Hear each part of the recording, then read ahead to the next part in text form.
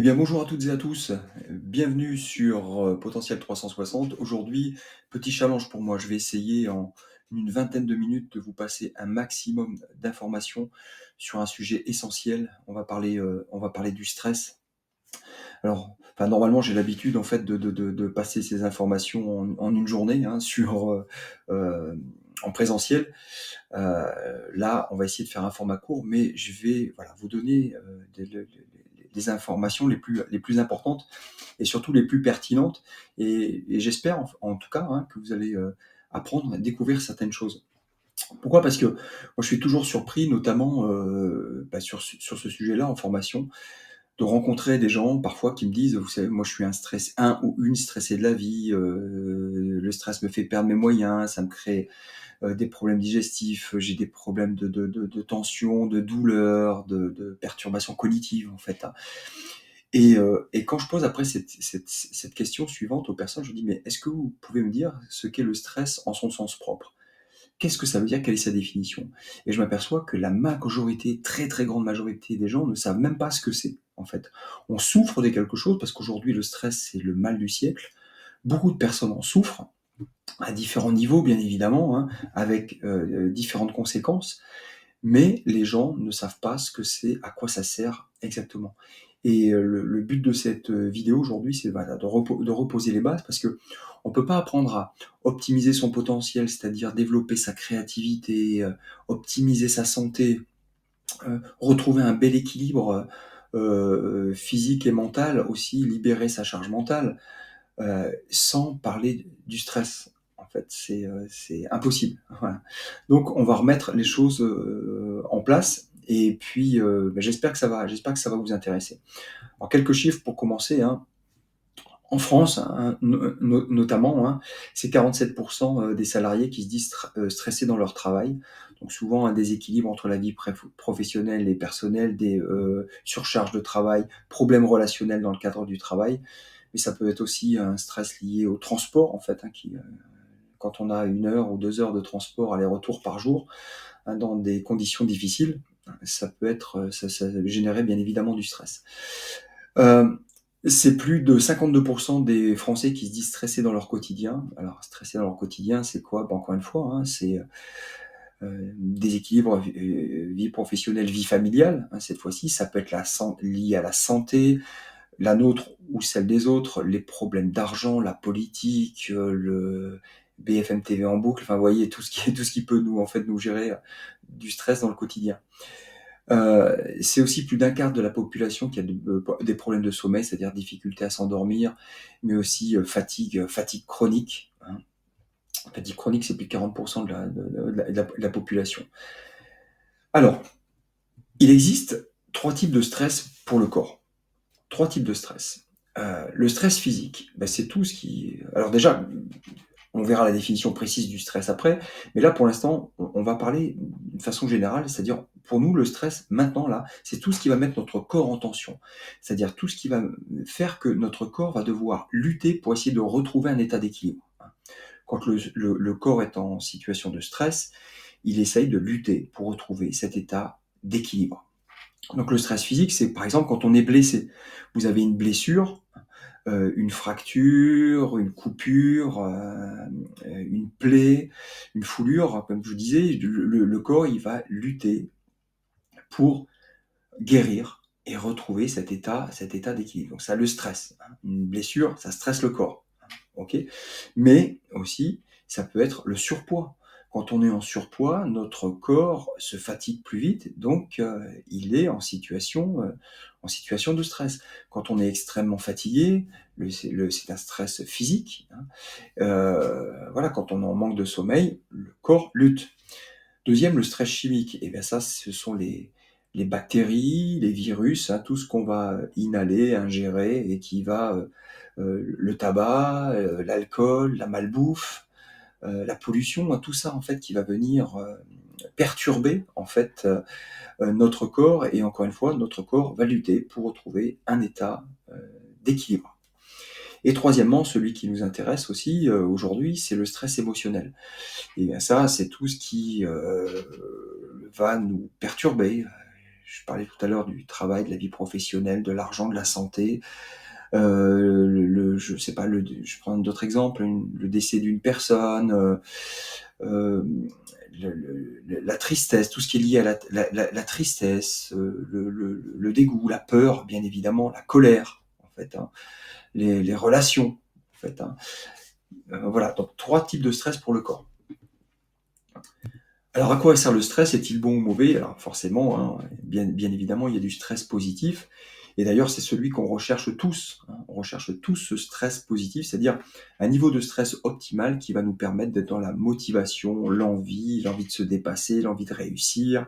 Voilà, là, quand on est dans ce stress positif, on est bien. C'est celui que recherchent, bien sûr, les sportifs aussi de haut niveau, mais pas que, hein. On est tous, chaque fois qu'on est dans la motivation, l'envie de faire des choses, on est dans le stress positif, c'est-à-dire un niveau de stress optimal. Le stress aigu ou le stress d'urgence, c'est très important aussi, hein, c'est ce qui a permis à notre espèce de survivre, hein. Je prends cet exemple suivant, hein, vous traversez la rue, vous avez un petit peu la tête en l'air, vous pensez à autre chose, et tout d'un coup vous entendez un bruit de klaxon ou un crissement de pneus. Et bien là, votre corps va vous mettre en sécurité bien avant que vous compreniez ce qui se passe, hein. Vous savez, ce réflexe en fait qu'on a, stress d'urgence. Vous voyez une personne en danger, votre enfant qui est en danger, votre corps va vous mettre en situation, c'est-à-dire il va vous booster d'énergie sur un temps très court pour vous permettre d'aller secourir la personne. Donc, vous serez plus fort, anesthésié de la douleur, hein. C'est-à-dire que même à ce moment-là, vous pouvez avoir une foulure à la cheville. La douleur est anesthésiée, hein. Vous n'y penserez même pas. C'est-à-dire on devient Superman et Superwoman pendant un temps extrêmement court, en fait. Par contre ensuite, hein, quand le stress va redescendre, là il va falloir payer l'addition parce que il va y avoir une grosse période de fatigue, hein, des fois pendant plusieurs jours, hein, même pour pouvoir récupérer cette dépense en fait énergétique fulgurante. Donc notre corps est programmé pour ce stress d'urgence. Celui qui nous pose problème, c'est le stress chronique. C'est-à-dire que c'est un stress d'intensité moyenne, hein, mais sur une période longue. Et ça, le corps n'est pas fait du tout pour ça. On n'est pas fait, notre corps n'est pas programmé pour le stress de longue durée, le stress chronique. Et on va en reparler un petit peu plus tout à l'heure. Alors, quelle est la définition précise du stress? Eh bien, le stress, c'est un processus d'adaptation de notre organisme, c'est-à-dire une réaction physiologique qui se produit chaque fois qu'une personne doit faire face à une situation où elle perçoit, ressent ou constate un écart, une différence entre ses ressources, c'est-à-dire sa capacité de réponse, et l'exigence de la situation. Ok? Vous êtes en surcharge de travail, c'est-à-dire qu'on vous donne beaucoup plus de travail que vous êtes capable d'en fournir, eh bien, votre cerveau va percevoir ça comme un danger, une menace, et vous allez avoir cette réaction en fait de stress. Votre corps va vous préparer en fait soit à deux choses en fait. Il va vous préparer soit à affronter la situation, c'est-à-dire à combattre, hein, ou soit à fuir la situation, c'est-à-dire soit se résigner, lâcher prise, à partir, fuir. Ou alors on verra qu'il y a d'autres options aussi tout à l'heure. Donc, c'est vraiment ce qu'il faut retenir, hein. Quand je suis en situation de stress, hein, c'est que je perçois une différence entre ce qui se passe dans mon environnement, hein, ce que mon environnement m'impose, et mes propres capacités à y faire face. Okay. Alors moi, ce que je m'aperçois parfois dans des formations en entreprise, c'est que j'ai des personnes qui travaillent dans le même service, par exemple, hein, et qui ont la même charge de travail. Et pour une personne, en fait, elle va avoir des ressources plus faibles. Donc pour elle, la situation, elle est en surcharge de travail et c'est compliqué. Et pour l'autre, pas du tout. En fait, hein. C'est pas ça qui va la stresser. C'est pas sa charge de travail qui va la stresser parce que ses ressources, peut-être, sont supérieures à l'autre. D'ailleurs, c'est pas peut-être, c'est sûr. Sa perception, en tout cas, de la situation est différente et ses ressources sont différentes. Bon, j'espère que c'est voilà, c'est clair pour ça. On va passer à la diapo suivante.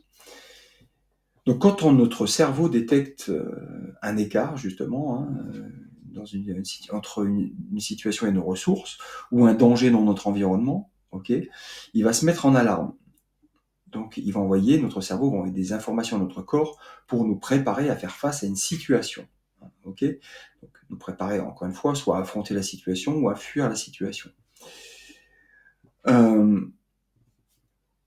Au bout d'un moment, notre corps va passer en phase, si cette situation est sur une longue durée, il va passer en phase de résistance. C'est-à-dire là, on va passer de l'adrénaline au cortisol sur le plan hormonal, et notre corps va lutter, va nous permettre, va nous se mobiliser son énergie pour lutter, et faire face à cette situation. Mais le problème, c'est que si cette situation, elle perdure dans le temps, stress, ça veut dire tension mécanique, c'est-à-dire que si cette tension, elle perdure dans le temps, et je vous le disais tout à l'heure, notre corps n'est pas fait pour, en tout cas le stress à longue durée, et bien au bout d'un moment, à force de tension, il va y avoir une rupture, c'est-à-dire une phase d'épuisement, à force de décharge permanente d'hormones du stress. Donc, ces 3 phases. Allons un petit peu plus loin et remontons quelques milliers d'années en arrière. Nos ancêtres, qui vivaient dans un environnement extrêmement hostile, pour eux, le stress était très important. C'est ça qui a permis à notre espèce de survivre. C'est-à-dire que quand eux, ils étaient confrontés à une situation stressante, c'était leur vie qui était en jeu. C'était parce qu'ils avaient soit des prédateurs, il fallait fuir un prédateur, ou fuir un environnement en fait extrêmement hostile. Donc la notion de fuite et de combat par rapport au stress était très importante, en fait, sinon on serait pas là aujourd'hui, si on n'était pas programmé pour ça, on serait pas là aujourd'hui, Notre espèce n'aurait pas survécu. Donc fuir, combattre, se cacher, se figer. Je le répète, parce que c'est important, j'appuie bien là-dessus, sur cette notion-là, le stress nous prépare à la fuite ou au combat, mais réellement, concrètement. On verra comment tout à l'heure. Se cacher aussi, c'est une réaction au stress. Rappelez-vous quand on était à l'école et que le professeur disait, ou le maître d'école disait, alors je vais interroger, puis qui cherchait comme ça dans la classe, la première réflexe qu'on avait, on avait peur d'être interrogé, donc la peur génère toujours du stress. Donc qu'est-ce qu'on faisait? On baissait la tête, on regardait ailleurs, parce qu'on pouvait pas ni fuir, partir de la salle en courant, ni se cacher sous la table, c'était pas possible. Donc c'était une réaction. Dans une autre vidéo, je parlerai aussi de se figer, le freezing. Parfois, dans certaines situations, je prends le cas, par exemple des attentats ou des personnes qui ont été confrontées à des situations extrêmement traumatisantes, extrêmement stressantes. C'est-à-dire que la différence entre la situation et leurs ressources est tellement énorme, et bien que le corps on est en position de freezing, le corps se fige, le cerveau se fige et incapable de réagir, bloqué sur place, figé sur place. Donc là, c'est quand le stress est dépassé. On en parlera dans une autre vidéo. Quel est le problème aujourd'hui à notre époque? C'est que, donc vous voyez ce qui est marqué en dessous, nous sommes des animaux, nous nous adaptons à l'environnement par le mouvement, par l'énergie musculaire. Toute menace perçue déclenche une mobilisation d'énergie pour les muscles. Je vous disais tout à l'heure, on est programmé pour le stress d'urgence, et nos ancêtres, pour eux, c'était extrêmement important, en fait, essentiel. En fait, la différence entre nous et nos ancêtres, elle se trouve à quel niveau? Sapiens, qui vivait dans cet environnement hostile, il était comme nous. On a les mêmes organes, on a le même cerveau, on a le même cortex préfrontal, on a le même système nerveux, on est exactement les mêmes. On a les mêmes systèmes. Par contre, qu'est-ce qui a changé entre eux et nous? Eh bien, c'est notre société. Notre société a évolué à une vitesse exponentielle, et nous, on ne s'est pas adapté à l'évolution de notre société, c'est-à-dire on ne s'est pas adapté physiologiquement à l'évolution de notre société. Et le problème aujourd'hui, c'est que les agents stresseurs modernes, ceux qui nous stressent aujourd'hui, ne requièrent pas en fait une adaptation musculaire, c'est-à-dire c'est pas parce que je suis en surcharge de travail, c'est pas parce que j'ai des problèmes d'argent, c'est pas parce qu'il y a quelqu'un dans ma famille qui a des problèmes de santé et que ça m'affecte, c'est pas parce que je suis dans les bouchons, dans la circulation, que mon corps doit fuir ou combattre. Et pourtant, c'est toujours comme ça que nous fonctionnons. Et c'est ça le problème en fait aujourd'hui. C'est que nous ne sommes pas adaptés au stress de notre environnement. On continue de réagir de façon complètement archaïque. Et pour ça, j'aime bien donner un exemple qui est assez frappant et qui, je pense, va vous parler. Imaginez que vous avez un rendez-vous professionnel hyper important. Ou alors, que vous deviez partir en vacances. Voilà, vous partez en vacances, c'est un moment que vous attendiez depuis longtemps. Donc, vous devez prendre l'avion, vous chargez vos valises dans la voiture, vous faites en sorte d'être dans les temps. Hein. La famille est dans la voiture, les valises sont chargées, on prend la route direction l'aéroport. Et là, vous êtes sur l'autoroute et bouchon. Mais bouchon chez bouchon, c'est-à-dire que ça n'avance plus. Et là, alors que vous étiez peut-être un peu juste au niveau du temps, là, ça y est, il y a de grandes chances que vous loupiez votre avion. Eh bien, au volant de votre voiture, à cet instant précis, hein, vous êtes en situation de stress, je pense que vous me l'accordez. Vous allez vous focaliser votre énergie, votre attention sur 3 choses. Je montre à la caméra. 3 choses. Premièrement, le temps. D'ailleurs, on a ce réflexe complètement stupide à ce moment-là de regarder notre montre ou l'horloge de la voiture, l'autoradio, toutes les 2 secondes. C'est-à-dire, on a ce réflexe-là. On fait un focus sur le temps. Deuxièmement, on fait un focus sur l'environnement. Il faut que ça bouge, il faut que ça dégage, il faut que les voitures avancent, il faut que je puisse partir, en fait. Il faut que je puisse me libérer de cette situation-là. Et la troisième chose, c'est nos émotions, notre état interne, l'énergie qu'il y a en nous. Donc, on mobilise toute notre énergie et on fait un focus sur le temps et sur l'environnement. Eh bien, prenez une antilope. Une antilope qui se fait poursuivre par une lionne. Si l'antilope veut sauver sa peau, qu'est-ce qu'elle va devoir faire? Eh bien, elle va devoir mobiliser son énergie, son corps, pour l'environnement, partir dans un environnement sécurisé, se mettre à l'abri, et le temps le plus vite possible. Pour sauver sa peau, elle va devoir courir le plus vite possible dans un environnement sécurisé et mobiliser son énergie pour ça. Eh bien, au volant de notre voiture, à ce moment-là, on est comme une antilope qui se fait poursuivre par une lionne. On a le même réflexe archaïque, en fait, de survie, en fait. Mais finalement, quand on réfléchit bien, ça n'a aucun sens, en fait. Ça n'a aucun sens de se mettre dans cet état-là. Si on était vraiment adapté à notre monde moderne, aux agents stresseurs modernes, eh bien notre cœur ne s'accélérerait même pas dans ce genre de situation-là. Puisque de toute façon, on peut finalement rien faire d'autre que d'attendre. En fait, Mais c'est pas comme ça qu'on fonctionne. On continue de fonctionner de façon archaïque. Alors, pour terminer cette présentation, je vais essayer de faire moins de 20 minutes. Comment ça se passe? Avez-vous déjà entendu parler de notre système nerveux autonome, qui porte très bien son nom?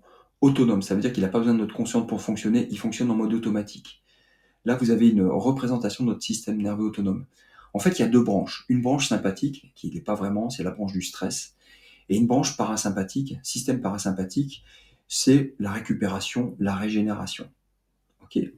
Quand on est en situation de stress, quand notre cerveau détecte une menace dans notre environnement, un déséquilibre entre l'exigence d'une situation et nos propres ressources, il est en situation de danger et il envoie une information tout de suite à nos glandes surrénales. Nos glandes surrénales vont libérer de l'adrénaline dans notre corps, dans notre sang, pardon. Cette adrénaline dans le sang va accélérer notre rythme cardiaque, notre fréquence respiratoire, notre pression artérielle. Tout ça pourquoi? Pour nous préparer à fuir ou à combattre, c'est-à-dire envoyer un maximum de sang dans les jambes et dans les bras, la motricité lourde pour courir plus vite, pour frapper plus fort. C'est comme ça que ça se passe, en fait. Donc vous êtes en situation d'urgence, un grand coup sur l'accélérateur, et voilà tout ce qui se passe. Et une fois que le stress est passé, que l'agent stresseur est passé, en fait, on relâche la pédale d'accélérateur, et c'est la pédale de frein qui va cette fois-ci s'activer. Et là, on va ralentir la fréquence cardiaque, la pression artérielle, on va diminuer la pression artérielle, ralentir la fréquence respiratoire, et on va récupérer, se régénérer. Ça peut demander plus ou moins de temps. Mais le problème, en fait, il est où? Encore une fois, il y a un deuxième problème à ça. C'est que pour envoyer plus de sang dans les bras et dans les jambes, pour être en situation de fuite ou de combat, eh bien, on va devoir en récupérer ailleurs, du sang. Et on va en récupérer où? On va en récupérer dans le système digestif. C'est-à-dire, c'est pour ça que des fois, quand on est en situation de stress, on a des papillons dans le ventre, vous savez, ou des troubles digestifs. Il y a des personnes, même en situation de stress extrême, qui vont se faire pipi dessus. Parce que le système, tout le sang qu'il y a dans le système digestif est inhibé, ralenti, voire stoppé au profit Le sang part plutôt dans les bras et dans les jambes. Il faut courir et fuir. C'est plus le moment de digérer. Mais aussi, le problème, c'est qu'on va récupérer du sang. Le corps va récupérer du sang dans le cortex préfrontal. Et le cortex préfrontal, c'est le siège de la réflexion, de l'intelligence, de la stratégie. Je prends un autre exemple. C'est pour ça que, en situation d'examen, en situation de concours, en situation d'entretien, parfois, on peut perdre ses moyens parce que ça nous gêne. Peut-être qu'on a peur de l'échec, on a peur de ne pas y arriver. Donc la peur génère du stress. Le sang qui est dans le cortex préfrontal part, en priorité dans les bras et dans les jambes. Et là, en fait, on n'a plus accès à la réflexion. C'est pour ça aussi que vous êtes en conflit avec quelqu'un.